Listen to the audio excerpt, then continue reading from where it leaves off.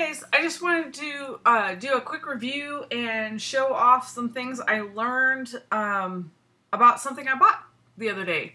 Silhouette was running a 40% off coupon code, and so I went ahead and ordered their sketch pens. I ordered their glitter ones, their metallic ones, and then they had this set of basic colors that had a whole bunch of colors in it.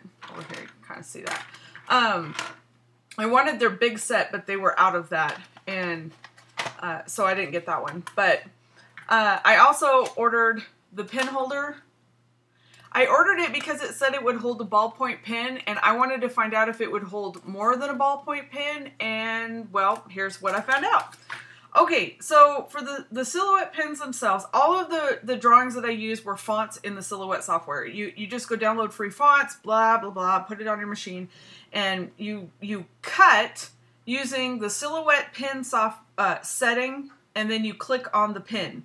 And if you want a tutorial on this or whatever, let me know and I'll do a video up for it. But if you've used the Silhouette, you kind of have a general idea of what I'm talking about. I'll go over the ones that, the sketch pens. I used on these three here, this blue, this pink, and this purple were with the sketch pens. And you can see kind of the size of the line. Depending on the font, you either get a gap in the middle or you don't. You have to, that's the font, not the sketch pens. Also on... well, we'll leave that one to the last. Okay, so that was what the sketch pens sketch. Also, this light blue one here is also the sketch pen. So you can kind of see the line width on which they do their lines. Then, then I thought, well, I bought the pen holder because I wanted to see if it would do other pens. Specifically, I wanted to see if it would do the distress markers because that's really what I wanted it to do. And what I found out is it does that and a whole lot more. These lines up here are done with the distress markers. Now, what I learned about the distress markers was that you want to make sure that you turn your pressure way, way down or it will flatten the tip of your marker. For me, I don't care. But if you want to keep your little pinpoint tip on the... I mean, it didn't flatten it like, kill it, flatten it. But it is flatter than it used to be. It's not as pointy. So if you're worried about ruining your distress, it didn't ruin it. I can still write with it. I can still color it, but it did flatten the tip. For me, that's fine. But I just want to warn you on that. But these fit just perfectly in it, and this is what it looks like when you cut with the distress markers using the pens. The other thing I wanted to try was a regular fine point Sharpie. It worked awesome. It was a little fatter, even though it was a fine tip. Now, one of the things I'd recommend on these that have these little itty-bitty points like that, first of all, it drug. So you have to be careful because these have a longer tip than what the ballpoints would have. And so if you stick it all the way to the bottom of the pen holder, you either have to turn your pressure all the way down to 1, or you have to just scoot it up in the pen holder a little bit. Let me show you what I mean. For example, if you put it in and you go all the way out, you can see how far it sticks out, right? So what I did is I just brought it so it was barely sticking out, and then I turned the pressure way down. You're just going to have to kind of play with the markers that you have. So that was for the Sharpie, the fine tip Sharpie, which means that your other Sharpie with this size pen barrel will work just fine also. I thought I would try one of my Zig pens, which also would work with your Pitt pens. It worked the best, I think, for the black or for the fine lines.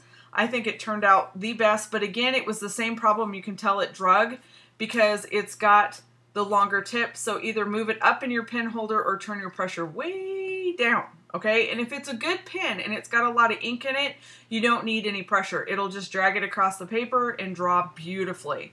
So that was that pen. So far we've got the distress marker, the normal sketch pens, we've got the distress markers, the Sharpie pen, the Zig pen. I wanted to see if it would do pencil sketching, what you needed to do with pencil sketching. So this is the one that I used with the pencil. I didn't even sharpen it or anything like this, and I probably wouldn't use it with a freshly sharpened pencil just because the pressure alone is going to bust the tip off. But it fits just perfect, and the nice part about using pencils is you don't have to worry about your depth because it's a hard tip, like a ballpoint, so it's not going to ruin you know, it's not going to ruin it. It's just going to be a little fatter depending, and a little darker depending on how far it sticks out. Okay, so that's a pencil. And then I thought, well, if those fit, I wonder if my Bic markets would fit. Oops, turn it over here. And they fit awesome. What you want to do is make sure that your screws are turned all the way out, okay? When you put it in there, it has the perfect depth. Let me get it so that, can you see the perfect depth? On the Bic markers, I learned that you want to put it in all the way, tighten your screws down, put it in your machine, and then turn your pressure settings on your pen settings in your software all the way to 1. And this is what it does. And this is the blue, and then this is what it looked like when I did the orange. And the lighter, this one here was set on a pressure of 4 or 5, I believe. This one was set on 1, and you can see how much thinner the orange one was. But again, this is all on how juicy your markers are. If they're drying out, well, they're not going to be as good. Then I wanted to try some dingbats, and so these are done with this Bic market here, and then I did these with the Silhouette pen, this one here, which is a glitter pen, and you cannot even tell that it's glittery. You can on the black paper, but you can't tell on the white paper that it's glittery, but I love the color. And then I accidentally forgot to turn the cut lines off on this, so when this pen went over the pink, it made a little purple bird.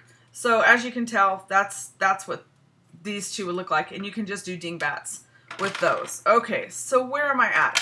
All right, so we're at these. We got Bic markets. We got the regular sketch pen here. Okay, so the other thing I tried was I wanted to see if it would work with my Inktense watercolor pencils, but I didn't want to ruin my pencils in case it didn't. So I tried it with these, I don't know, low Cornell watercolor. They were really cheap watercolor pencils. It did draw it, but it's so light that I can't even use it as a demo. The cool thing is you can fill the petals in with the scribbles, the scribble option in your software, and then go back with water and fill it, you know, shade it. But again, I can't do a good demo because these were terrible and it wouldn't write. Even with all the pressure on it, didn't work. Okay, so that's the colored ones that I did, so you can see them on white.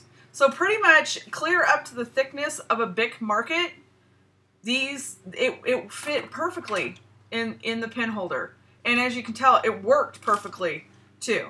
Again, you just want to make sure that you turn your pressure down when you're using some of the longer tips.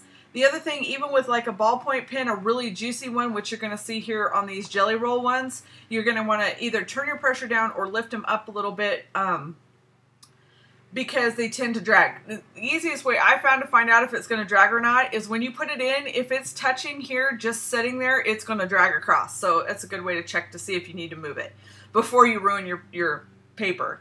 So, okay, so the next things that I did is I wanted to see what they would do on black paper.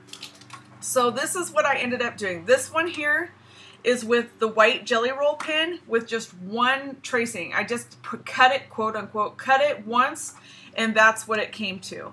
On this one, this is one tracing, one cut with the Silhouette white one. Looks like this. I didn't like that. So I tried it with a double cut on this one, and it came out much better. It's very white, but what you can't see on here, and even when I scooted it up to the camera, I couldn't get it to really show. Can you see? No, you can't see it, but it shows pin lines where like the nib, okay, where the nib dragged on the paper, and no matter how lightly I did it, I still saw those drag lines. It did help when I lifted the pressure up. They have you setting these at 18. I turned it down to 10, and it filled in quite a bit of the lines. So this one is set at 10, and as you can see, it's bright white on the black. Okay, and then this one here, even though it looks silvery, it is glitter. It is the pink glitter. It is the only time you see the glitter in these pens. I don't know if I'm doing it wrong or looking at, I guess if you kind of look at an angle, it's kind of glittery. But the only time I noticed they were glitter pens, and I didn't even realize it was a glitter pen until I drew on the black. And that's what it came out to be. So it does work great on, I mean, it's a perfect color, pink color on white, and it's a perfect glitter color on black. Let's see. This one here is the silver, And again, I did it double because the first time I had the pressure on 18, it pretty much didn't hardly do any silver. When I went back over it on a pressure of 10, it filled in all the gaps and it did a perfect. It's I know you can't tell, but I promise. It's sparkly.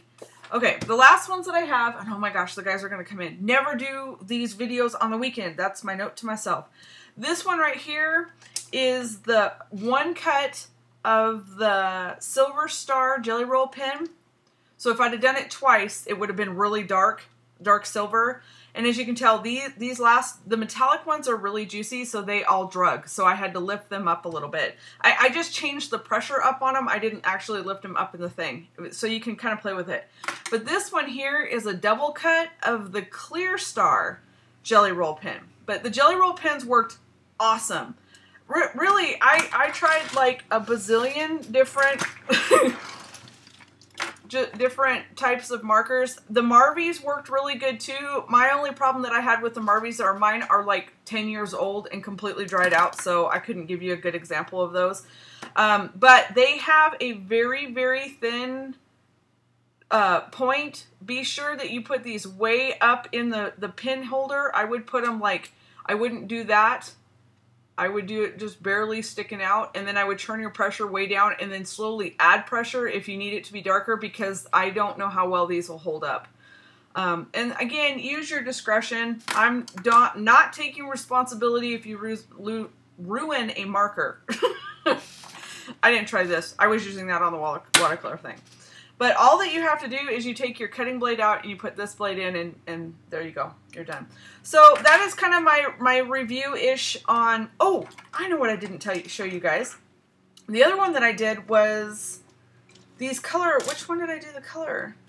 Actually, I'm wrong. I didn't use this marker here on this. This is the Crayola markers. And they have a tip that's like this, and it still worked in it. So you can even use those. That's why it's a little fatter. This one is this color, and this one is this color. They were exactly the same. Go figure. But anyways, you can tell that it did just pretty much the same as the Bic markets. But it worked too. I did try to use the brush tip on these, but it makes it really fat because it just pushes down and makes it really fat. So, you know, if that's what you're going for, great. So anyways, that's what I have been playing with today. And I hope that gives you some idea of what you can do with the Silhouette pen holder. I know there's a lot of other ones out there, but for me, as much as I really wanted, there's a couple of metal ones I would really like to have, but they're just so expensive. I just can't justify it unless I start really using this. And to be honest, this used every pen that I own type. So it was worth it. I could buy like 4 of these for the price of one of the metal ones. And I'm not saying anything against the metal ones. They're just very expensive for me. So anyways, if you were wondering what the colors look like or what the pens are like or any of that stuff, that's what I found out. I hope this helps somebody. Comment if you have questions or suggestions on better ways to use this. Do you have a favorite font that you like to use your sketch pens with? That would be great to know more fonts. I have a couple dozen of them, but they're more the merrier would be great. All right, I gotta go before the guys come in and you know, pester me today. It's been a busy weekend. Hope that helped. Bye.